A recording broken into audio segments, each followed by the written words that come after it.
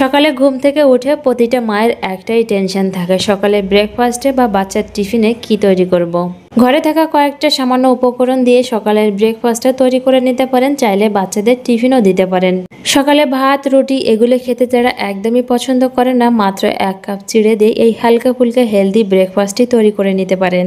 পেঁয়াজ আর ক্যাপসিকামটাকে ছোট ছোট করে কুচি করে কেটে নিয়েছি, আর এখানে গাজরটাকে গ্রেট করে নিয়েছি। হাতের কাছে চপার থাকলে সবজিগুলোকে চপারে চপ করে নিতে পারেন। দিয়ে দিচ্ছি 1 কাপ পরিমাণে চিড়া। এবার এই চিড়াটাকে ধুয়ে নেব। আমি জল দিয়ে এখানে 2-3 বার চিড়াটাকে ভালো করে ধুয়ে নেব। চিড়াটাকে 2-3 বার খুব ভালো করে ধুয়ে নেওয়ার পর চিড়ার ভিতরে সামান্য পরিমাণে জল রেখে দেব। এই সামান্য জল রেখে দেওয়ার কারণে চিড়াটা তাড়াতাড়ি নরম হয়ে যাবে। এবার চিড়াটাকে 5 মিনিটের জন্য ঢাকা দিয়ে রেখে দেব। 5 মিনিট হয়ে গেছে। 5 মিনিট পর ঢাকনা সরিয়ে এবার একটু চিড়াটাকে হাত দিয়ে চেপে দেখাচ্ছি, একদম নরম হয়ে গেছে। একটা মিক্সার জার নিয়েছি, এবার ভেজানো চিড়াগুলো দিয়ে দেব। আমি এখানে অর্ধেকটা পরিমাণে ভেজানো চিড়া মিক্সার জারে দিয়ে দেব। যেহেতু মিক্সার জারটা ছোট, 1 কাপ চিড়ার জন্য আমি এখানে 1 কাপ সুজি ব্যবহার করব। সুজিটাও আমি এখানে অর্ধেকটা পরিমাণে দিয়ে দেব, আর এখানে পরিমাণ মতো জল দিয়ে এটাকে ব্লেন্ড করে নেব।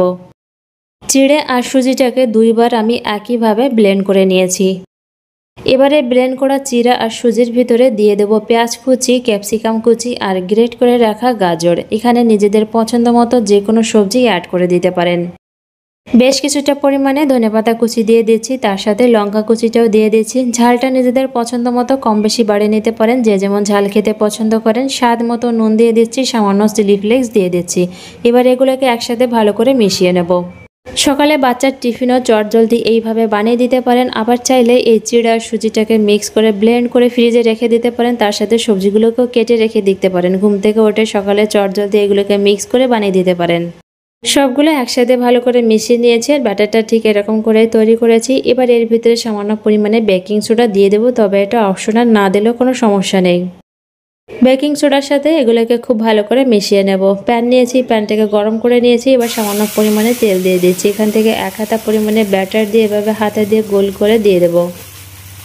ব্যাটারটা ঠিক এরকম করে রাখতে হবে, এর থেকে বেশি পাতলা করে রাখা যাবে না। হাতা দিয়ে চারপাশে এভাবে সমান করে গোল করে দিয়ে দিয়েছি। এবার এটাকে ঢাকা দিয়ে রেখে দেবো কিছু সময়ের জন্য লো টু মিডিয়াম ফ্লেমে।